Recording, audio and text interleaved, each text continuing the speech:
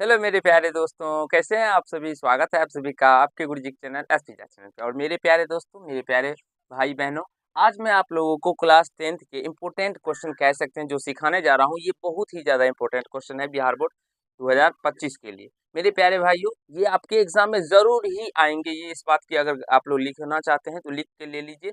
जो ये इस तरह के प्रश्न आपको अब ज़रूर ही देखने को मिलेंगे आपके एग्ज़ाम में। और ये 3 नंबर के पूछे जाएँगे। अगर आप लोग इस वीडियो को ये छोटा ही होगा, अगर एक बार शुरू से अंत तक देख लेते हैं, तो आपको विश्वास मानिए मेरे प्यारे भाइयों, मेरे प्यारे दोस्तों, इतने अच्छे तरीके से मैं इस पाठ में आप लोग को सिखाऊँगा और समझाने का प्रयास करूँगा, जिससे कि जो कभी भी आप लोग को इस तरह से संख्या देखने यानी बार वाली संख्या मिले देखने को और उसे परिमेय संख्या के रूप में कहा जाए, तो आप लोग उसे आँख बंद करके भी सॉल्व कर पाएँगे अच्छे तरीके से और कहीं से कोई दिक्कत या समस्या या कठिनाई भी नहीं होगा मेरे प्यारे भाइयों। थोड़ा-सा एक बार समझने का प्रयास कीजिएगा। मैं आप लोगों को हर एक तरह के प्रश्नों को सिखाऊँगा और करवाने का प्रयास करूँगा। यहाँ से देखिए, हमें 0.2 के ऊपर में क्या है बार है, इसे हमने परमेय संख्या के रूप में लिखना होता है। तो सबसे पहले जिस संख्या के ऊपर में ये इसे हम लोग मेरे प्यारे भाइयों, मेरे प्यारे दोस्तों, इसे क्या कहते हैं? तो इसे अशांत दशमलव कहते हैं, ठीक है? अब यहाँ से देखिए, अगर मान लीजिए ऐसा संख्या हो जैसे 0.57 है और इस पे बार ना हो, इसे हमें परमेय संख्या के रूप में बदलना होता है, तो सिंपली हम लोग क्या करते थे, यहाँ से दशमलव को हटाते थे, दशमलव हटा तो नीचे में 1 सटा और जितने संख्या हो उतना 0 देते थे। तो 2 संख्या तो बच जाता था दशमलव के बाद, तो उतना 0 देते थे। तो यहाँ से इसको हम लोग 57/100 लिखते थे। लेकिन मेरे प्यारे दोस्तों, मेरे प्यारे भाइयों, मेरे प्यारे भाई-बहनों, अगर इसकी संख्या के ऊपर में बार हो, जैसे कि हम अगर बात कर लें 0.57, इसके दोनों के ऊपर में बार हो, तो इसको हम लोग कैसे सॉल्व करेंगे? तो सबसे पहले इसके जो छोटा कांसेप्ट है, बेसिक तरीका है, वो देख लीजिए। अगर ऑब्जेक्टिव में आए तो आप लोग बेसिक तरीके से सहायता कीजिए, सॉरी ट्रिक की सहायता से बनाइएगा। और बेसिक कांसेप्ट क्या है वो भी मैं आपको सिखाऊँगा, अभी समझाने का प्रयास करूँगा। तो अगर यदि कि बार होता रहता है तो जो भी संख्या हो सारे को लिख देते हैं। तो 057 यानी कि 57 ही हुआ। उसके बाद मेरे प्यारे दोस्तों, जितने भी संख्या के ऊपर में बार होता है उतना हम लोग क्या करते थे, तो 9 देते थे। जितने संख्या के ऊपर बार रहता था उतना क्या करते थे, 9। और उसके बाद मेरे प्यारे दोस्तों, मेरे प्यारे भाई-बहनों, अगर कोई भी ऐसा संख्या बच जाता है जिसके ऊपर बार नहीं रहता है, तो उसको हम लोग माइनस कर देते थे। तो यहाँ से माइनस करेंगे तो एक 0 ही देख रहे हैं, तो 0 माइनस करने से कोई फ़र्क भी नहीं पड़ेगा। तो इसका राइट आंसर जो है ये 57/99 हो जाएगा। आई होप आप सभी सीख पा रहे हैं और कहीं से कोई दिक्कत या समस्या नहीं हो रहा। दिखाइए बाबू आप जो बनाए हैं, एक बार। कहाँ बनाए हैं?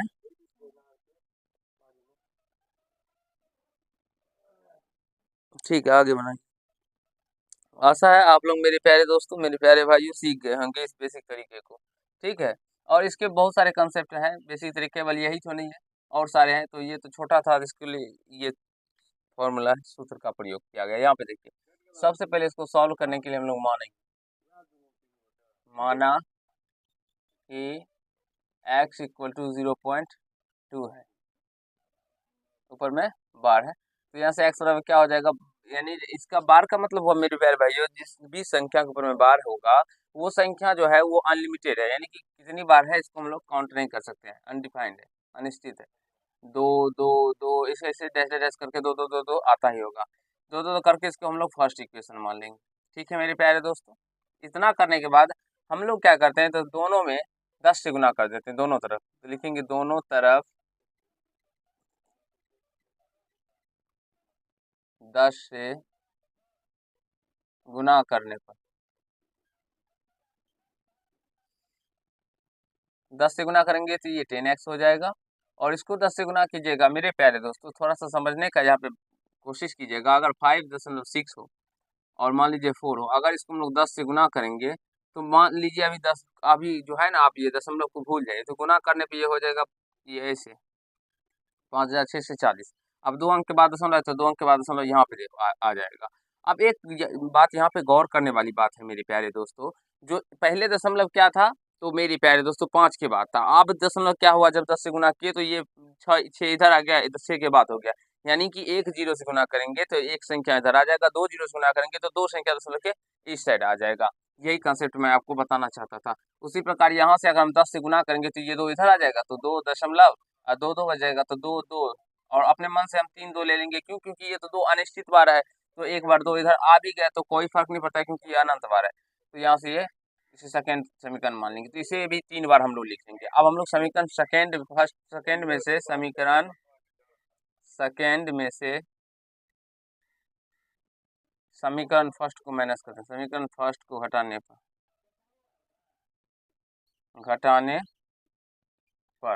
तो घटाते हैं तो मेरे प्यारे दोस्तों 10x इक्वल टू है 2.222 डॉट डॉट डॉट और x इक्वल टू है 0.222 डॉट डॉट डॉट। यहाँ से इसको माइनस कर देंगे तो यहाँ से ये 9x से होगा और 9x इक्वल टू क्या हो जाएगा 2। ये दशमलव के बाद 0 0 होगा तो उसका कोई वैल्यू नहीं है, तो x इक्वल टू क्या हो जाएगा 2/9। और हमें परमेय संख्या के रूप में लिखना था p बाई क्यू के फॉर्म में, हमने p बाई क्यू के फॉर्म में से लिख दिया। आई होप मेरे प्यारे दोस्तों, मेरे प्यारे भाई बहनों, आप सभी को यहाँ तक समझने में कहीं से कोई दिक्कत या समस्या या कठिनाई नहीं हुआ होगा, जैसे कि मैं समझ पा रहा हूँ। और ऐसे ही आप लोग को बनाना भी है। चलिए हम आपको बताते हैं ये क्वेश्चन कैसे सॉल्व करना है। देखिए, सारे क्वेश्चनों में थोड़ा थोड़ा कंसेप्ट अलग रहेगा, ठीक है मेरे प्यारे भाइयों, तो कॉन्सेप्ट को पकड़ने का प्रयास कीजिएगा। थोड़ा सा ही अलग होगा, मैं आपको बताता हूँ। अभी माना कि x बराबर 0.254 के ऊपर बार है, इतना हमने x के बराबर मान लिया, तो इसीलिए जब मेरे पास तो x बराबर क्या हो जाएगा 0.2 और ये 545454 ये dot dot dot dot dot आता ही रह जाएगा, आता ही रह जाएगा। तो मेरे प्यारे दोस्तों, अभी इसको आप लोग चाहे तो फर्स्ट में मान भी सकते हैं और नहीं भी मान सकते। तो आप मेरे अकॉर्डिंग, अगर आप लोग अपने गुरुजी की सहायता से सीख रहे हैं तो आप मेरे अकॉर्डिंग इसे फर्स्ट में नहीं मानिएगा। बोलेंगे सर ऐसा क्यों? क्योंकि मेरे प्यारे दोस्तों, आप यहाँ पे अगर देखिएगा तो एक संख्या बचा हुआ है दशमलव के बाद जिसके ऊपर में बार नहीं है, और अगर यहाँ पे बात करते हैं तो यहाँ पे कोई भी ऐसा संख्या नहीं था दशमलव के बाद जिसके ऊपर बार नहीं था। तो यहाँ पे तो एक संख्या बचा हुआ है, यहाँ पे दो, दो के ऊपर में बार नहीं है, तो इसीलिए यहाँ पे हम इसको फर्स्ट इक्वेशन नहीं मानेंगे। हम इसको क्या मानेंगे? तो कुछ भी नहीं। अब हम क्या करते हैं, तो दोनों टर्म LHS और RHS दोनों टर्म में हम लोग 10 से मल्टीप्लाई करते हैं। जिस भी संख्या के ऊपर बार नहीं होता है तो पहले हम लोग दशमलव के साथ उस संख्या को लेके आते हैं। तो एक ही संख्या है दो जिसके ऊपर बार नहीं है, तो इस दो को एक इधर लेके आने के लिए हमें एक जीरो से यानी एक जीरो से गुना करना होगा। तो दोनों से तरफ 10 से गुना करते हैं, दोनों तरफ। अगर यहाँ पे 5 भी होता है, जैसे कि 0.2524 के ऊपर बार होता, तो मेरे प्यारे दोस्तों इन दोनों संख्या को दशमलव के इस साइड ले के आने के लिए हमें 100 से मल्टीप्लाई करना होता, ठीक है। दोनों तरफ 10 से गुना करने पर आप इधर देखिए बाबू, ये 10x इक्वल टू हो जाएगा, ये दो इधर आ जाएगा तो दो के बाद दशमलव, फिर 545454 ये डॉट डॉट डॉट डॉट आता ही रहेगा। अब मेरे प्यारे दोस्तों, मेरे प्यारे भाई बहनों, आप इसको फर्स्ट में मान लीजिएगा, फर्स्ट इक्वेशन मान लीजिएगा। अब जो जिस संख्या के ऊपर बार रहता है उसे भी हमें दशमलव के इस साइड लेके आना होता है, ठीक है। समझ पा रहे होंगे आप लोग। तो मेरे प्यारे दोस्तों थोड़ा सा गौर फरमाइएगा। तो इस दोनों संख्या को, दो संख्या के ऊपर बार है अभी, तो दोनों संख्या को इस साइड लेके आने के लिए हमें क्या करना होगा? तो मेरे प्यारे दोस्तों हमें 100 से मल्टीप्लाई करना होगा। तो लिख सकते हैं यहाँ से, या तो समीकरण फर्स्ट में 100 से मल्टीप्लाई करने पर, या दोनों तरफ 100 से गुना करने पर।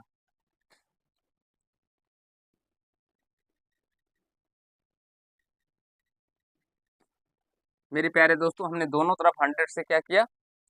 मल्टीप्लाई कर दिया। अब जब मल्टीप्लाई करेंगे तो 10x को जब 100 से मल्टीप्लाई करेंगे तो ये 1000x हो जाएगा। क्या हो जाएगा? 1000x। और 2.545454 डॉट डॉट डॉट है, इसको जब हम लोग 100 से मल्टीप्लाई करेंगे तो ये 2.54 जो है इससे आ जाएगा, तो ये 254 हो जाएगा। 0.5454 और ये 54 तो अनंत बार चलता रह जाएगा, क्योंकि इस संख्या के ऊपर में क्या था? तो बार था। अब इसको हम लोग सेकेंड से मान लेंगे, या तो इसे फर्स्ट, इसे सेकेंड, इसे थर्ड मान लीजिएगा।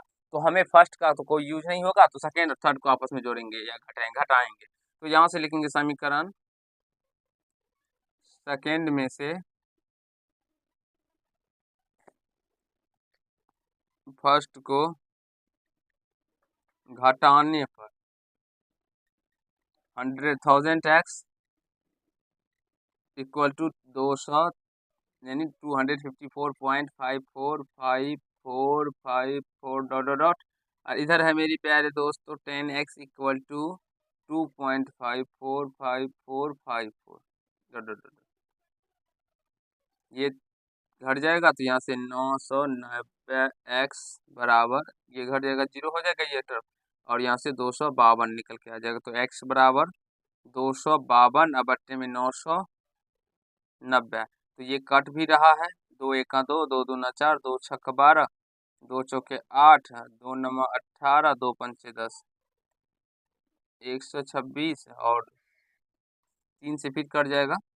9 4 13, 5 18, 3 से कट जाएगा। 3 चौका 12, 3 दूनी 6 और ये कटेगा 3 से। 3 एका 3, 1 9, 3 छक्का 18, 3 पचे 15, 12 4 2 फिर 3 से कटेगा। 14 तिया 42 और 3 से 3 पचे 15, 3 पचे 15 यानी 14/55 इसका राइट आंसर निकल के आ जाएगा। आई होप मेरे प्यारे दोस्तों आप सभी सीख पा रहे होंगे। कहीं से कोई दिक्कत या समस्या आप देख लीजिए आंसर कितना है। नहीं है इतना काटे है।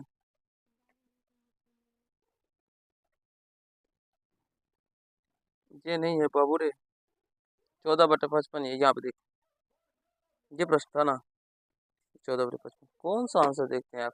मेरे प्यारे दोस्तों आशा है यहाँ तक आप सभी समझ गए होंगे, कहीं से कोई दिक्कत या समस्या नहीं हुआ होगा। आप लोग को यहाँ पे थोड़ा सा दिखाई नहीं पड़ रहा है, ठीक है।